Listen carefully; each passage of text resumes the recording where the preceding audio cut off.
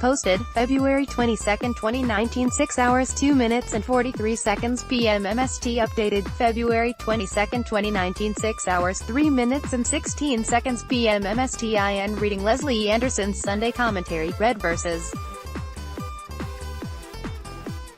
Blue State Living. I was intrigued by her comments regarding the democratization at the community level, in her comparison of the red state Florida to the blue state Colorado. I have lived in Boulder County for almost the entirety of my adult life and have recently been introduced to Florida community life, in particular Gainesville, though traveled to this city over the past couple years. My impression of Gainesville had been that it is liberal in its political slant, which is not unusual with the university at its core. A quick check revealed that Gainesville's Alachua County is indeed blue in nature, and its 2018 voting results clearly show that strong Democratic leaning in almost all races. As a resident of Gainesville and Alachua County, it seems that a blue voice would clearly be heard at town meetings and candidate forums. Former Gov. Rick Scott is blamed as part of the red state authoritarianism, because of the reduction in time for early voting. Midterm early voter turnout results contradict this statement, however, as 2.7 million votes were cast early in 2018 as opposed to 1.3 million in the 2014 midterm election. A doubling in early voting can hardly be seen as a negative in the process. Anderson also states that a specific kind of picture ID must be shown when voting in Florida. According to the Florida Division of Elections website, 12 different types of identification are accepted, and if voters arrive without identification they are still allowed to vote via provisional ballot.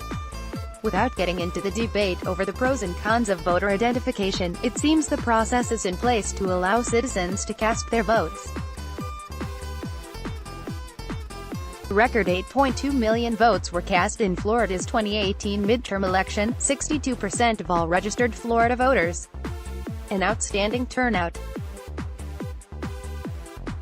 Regarding the contesting of the electoral vote and the statement that the Republican-controlled judiciary has predictably ruled that the state voted for a Republican, it is interesting to note that in the 2018 election Alachua County overwhelmingly elected to retain all judges on the ballot, including the conservative Florida Supreme Court Justice Alan Lawson. The commentary also mentions the gerrymandering of District 3 to dilute Gainesville's vote. District 3 was redrawn in 2012 to encompass a large section of north-central Florida, inclusive of 5 complete and contiguous counties, including Alachua, along with the majority of a 6th county. The only 2 cities of notable population in the district are Gainesville and Ocala.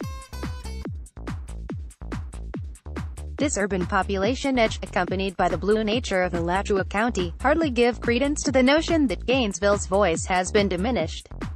The commentary states that Republican Rep.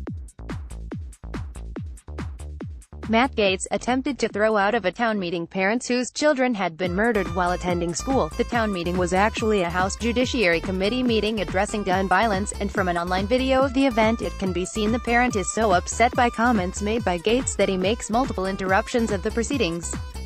In no way am I condoning the comments made by any of the parties, but it should be noted that the Democratic Committee chair informed the parent that he would be removed from the proceeding if there were further interruptions. Such is the world of congressional parliamentary procedures.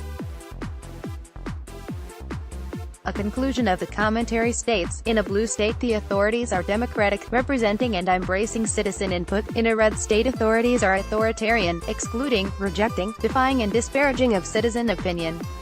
This is a very broad and prejudiced statement, especially coming from a professor at a major university.